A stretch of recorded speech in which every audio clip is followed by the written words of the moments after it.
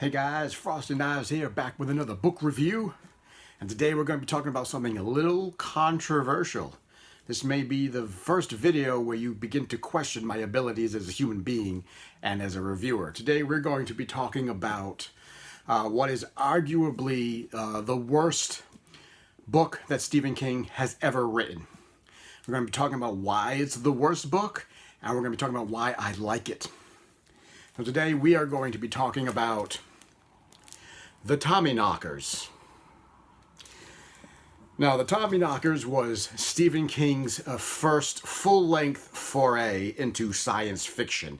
He had done some science fiction in the past, but they were mostly relegated to short stories, but this was his first full-length novel. This book came out in 1987, and the hardcover clocks in at 558 pages. The paperback clocks in somewhere around 750 pages, so it is a bit of a bloat of a book. So just very quickly, we'll talk about the book, and just to let you guys know, we are going to be talking about spoilers. There's going to be lots of spoilers in this video because we can't properly talk about Tommyknockers without spoiling some of the stuff that's in it. So if you've never read it and you don't want to hear about spoilers, this might be a good time to gracefully bow out. But we are going to be talking about a lot of specifics in this book. So that being said, here we go. So the Tommyknockers is the story of Bobby Anderson and Jim Gardner. And Bobby Anderson lives in Haven, Maine. And one day she trips over something in her backyard. And she begins to dig it up. Turns out it's a little bit of metal. And she becomes intrigued and she begins to dig it up. And her intrigue starts to become more of an obsession. And she just starts to dig it up. And this slowly consumes her. And Jim Gardner is her friend, and he's a poet. He is drunk. He's a very bad drunk. He shot his wife, not fatally, but he did shoot her.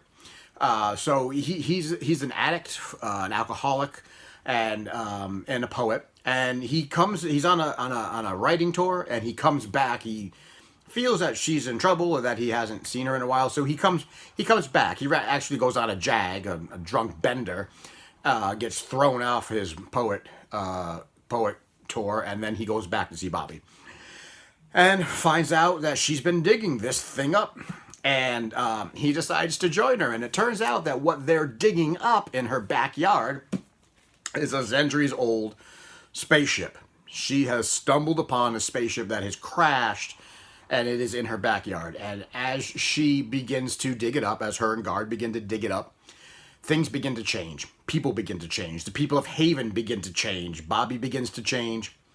Everybody in Haven begins to change. They begin to become the aliens that are in the ship. The only person who doesn't change is Gardner, and that's because he's got a metal plate in his head. So you find out that metal, people that have metal plates, or he has a metal plate, and that's stopping the change. And that's what the story is essentially about. Them digging up a ship, it changing her, it changing the townsfolk, and what that means and what that change is. And the change is not good. The book itself is split up into 3 parts. The first part is called The Ship and the Earth, and that's when Bobby begins to dig, and Guard goes through his bender jag, and then he eventually comes to Haven, and they decide to dig it up. Second part of the book is called Stories of the Town, or something to that effect. And this is a section of the book where it just begins to talk about what is going on in Haven, how the ship is changing people in the town, because most everybody gets changed. And then the third part of it is called the book is called the Tommyknockers, and that's the resolution of the book, and what happens. And I will just say quickly that we tend to give Stephen King a lot of flack for not being able to write proper endings, right? We say everything is good until he gets to the ending, and then the ending seems to fall flat. This, weirdly enough, is not one of those books. This The ending in this book is extremely strong. It makes a lot of sense, and it is actually a really good ending for what's going on in the story. Now, why do people call this Stephen King's worst book? Why did Stephen King himself call this his worst book ever? I have to realize that this was written between 1982 and 1987. It was written at the same time period as it was written. It was written from 1981 to 1985. So in that time period of 81 to 87, King was writing Tommyknockers and was writing it. King was also, that was also the height of King's addiction period. King was on a lot of things: alcohol, drugs, cocaine. He was flying high for a lot of that period of the 80s. And in this book, that shows. People have criticized this book for being too bloated, for being meandering, for being confusing, for being where King just kind of goes off on these weird tangents and weird jags that don't make a lot of sense, that he's introducing characters that don't really go anywhere, that he's introducing plots that don't really go anywhere, that there are plot holes, there are bad explanations. There's just a lot of bungling in this book, and a lot of that I think can be attributed to his cocaine habit, right? This reads a lot like just a white-hot stream of consciousness type of writing for someone who is just flying high on some type of mind-altering substances. But does that make this the worst book he's ever written? Well, I think like I've said in other videos, even at his worst, right, which this could arguably be called his worst, King still outwrites a lot of other authors. I will say that having reread this again for this review, I've read this book about 3 or 4 times in my life. And the thing that I noticed a lot is that this is the first book of King's that I've read that had a lot of grammar issues, a lot of grammar mistakes, a lot of typos, a lot of contradictions where King would say something in one paragraph and then in the next paragraph he would directly contradict himself. And there was a lot of that going on in this book. It was going on so much in this book that I have a feeling that this book never saw the light of an editor. I think if this had actually gotten to an editor, had a lot of red pen to it, I think a lot of the issues might have been edited and trimmed down and tightened up. But I don't think that this actually got to an editor, even though it says that it did, just because of all of the mistakes that I noticed reading the book. So when you say this is the worst Stephen King book ever, whose fault is that? Is it King's or is it his editor's? Should his editor have maybe caught some of these mistakes and just said, hey, Steve, you need to, here's all the mistakes that need to be fixed and here's what needs to be tightened up. And maybe it could have been a better book. Now, that being said, while in execution, this book leaves a lot to be desired, while there are a lot of mistakes and missteps in the actual execution of the book, the ideas in the book, I think, are top-notch. The idea of finding a spaceship buried and that digging it up and that it somehow transforms the town and the people around it, transforms them into the aliens that were in the ship, and then they become these other things. They become super smart in the book. They start building all these little gadgets, and all of these things start happening. I think the ideas that he puts forth in this book are good. I think they're good ideas. I think they're very compelling. And I have to say that the imagery that Stephen King puts in this book, whether it's fueled by cocaine or whether it's just from him, the imagery that is in Tommyknockers sticks, and it stuck with me for a long time. There's some very vivid imagery that King puts forth. There's a lot of weirdness that King puts forth, but there's also some very vivid imagery. The entire section of Bobby Anderson's shed and what you find in her shed, when you finally get into her shed and you see what's in it, what is actually in there, that's very compelling. That's very vivid. That's very grabbing. And I remember a lot of the book, after having read it years ago, a lot of these images still stick with me. And I think that's a sign still of good writing and good ideas. There are people have criticized things like all the gadgets that they wound up making in the book. There's a flying Coke machine in here. There's flying vacuum cleaners. There's flying smoke detectors. There's all kinds of like weird little gadgets that these Tommyknockers make for no other reason that they can make them. They also turn out to be like weapons, and people thought that was silly. A lot of people said, well, that's what kind of killed Maximum Overdrive. When King wrote Maximum Overdrive, it was just silly. It was just all these machines coming to life and doing silly things. And now we have silly Coke machines flying around and silly vacuum cleaners flying around. And they didn't really feel that was good. That didn't bother me. It was kind of neat. I mean, it goes with the story of what he's trying to tell. Stephen King also said that he was really, at the time that he wrote Tommyknockers or had the ideas for Tommyknockers, he was really into H.P. Lovecraft, specifically the Colors of Outer Space that Lovecraft wrote. And he was really fascinated by that. He had that, he was thinking about that when he was writing Tommyknockers.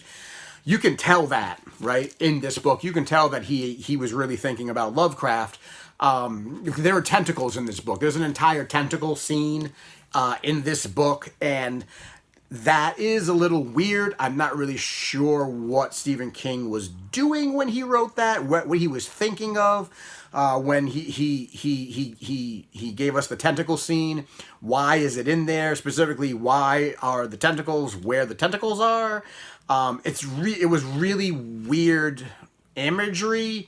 I mean, it's vivid imagery, but it's really weird imagery, and that's where you kind of look at it and go, okay, why did you put that in the book? What's the point of that? That's just really strange. We're almost rolling into the territory of like hentai kind of stuff going on. So you're like, well, I don't know why that's there. That probably could have just left itself on the cutting room floor. But at its heart, the ideas are solid. The ideas are good. There's a lot of good things in here as far as images and ideas and things like that where he was going. The execution was not as good. Really, the execution was pretty poor. But I still can't say that there's no merit in reading Tommyknockers. I can't tell you, I still can't say, just put it on the shelf and never read it. I think it's still worth a read. And I find it interesting that Stephen King wrote it and Tommyknockers at the same time, still in that same period of substance abuse using, and many people consider it his best book, or one of his best books, and many people consider Tommyknockers his worst book. And it's just fascinating to me that in that same period, while you're on these substances and you're just flying high to the world and you're not feeling any pain, that you can still produce simultaneously the best book and the worst book of your career. I just find that fascinating. This book really also is a treatise on addiction. It's almost like this is Stephen King's cry for help. He's talking about addiction. Bobby is addicted. Bobby is obsessed with the ship. Guard is addicted. He's obsessed. He's addicted to alcohol. Everybody, every single person in this book, every single character in this book is an addict. Every single one of them. Whether they're addicted to the ship, whether they're addicted to a substance. Bobby's sister is addicted to power and control. There's Ted the Power Man in there who's addicted to nuclear power. Every single person, this entire book screams addiction. And I think that this was Stephen King's cry for help. I think this was, he was trying to put out what was in his head about his own addiction in the only way he knew, which was through his writing. And the good news is that after Tommyknockers came out, that's when Stephen King had his intervention. That's when Tabitha and the family intervened. That's when he cleaned up. He didn't write anything for a while, and then he didn't publish anything for 2 years after this book. And then the next book he published in 1989 was The Dark Half. And that is a really good book, and that sort of put Stephen King on the second half of his trajectory. You know, from Tommyknockers back, it's like is the trajectory of Stephen King while he was flying high on all his substances. And then after Tommyknockers, it's the trajectory of Stephen King when he's cleaned up, and how his writing changes, because his writing does change. His writing changes after Tommyknockers, and then his writing changes again after his accident when he writes Dreamcatcher, and from Dreamcatcher on. So there's 3 stages in Stephen King's career where his writing markedly changes, and maybe that's worth another video, talking about the changes and what prompted the changes in King's writing, because it's very noticeable in all 3 stages of his career where he shifts, where his writing shifts.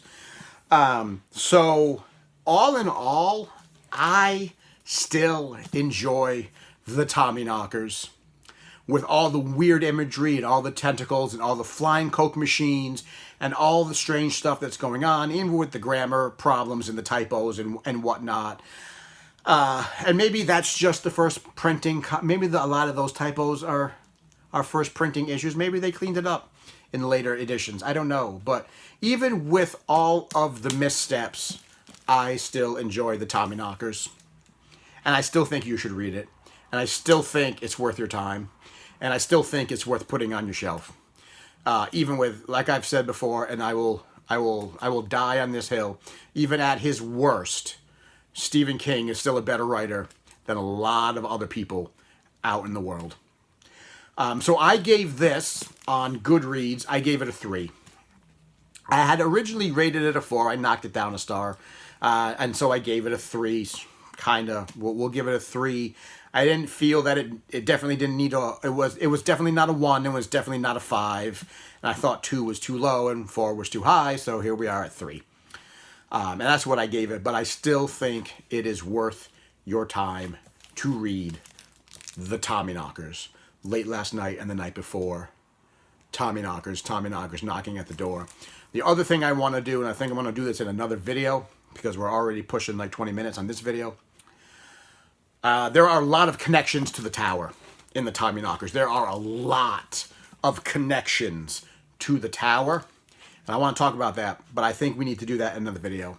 So I think I'll put out make another video talking about all of the connections to other works of Stephen King and the tower, because I think that deserves its own time in the spotlight to talk about. So guys, that is my review of Le Tommyknockers, the knockers of the Tommies.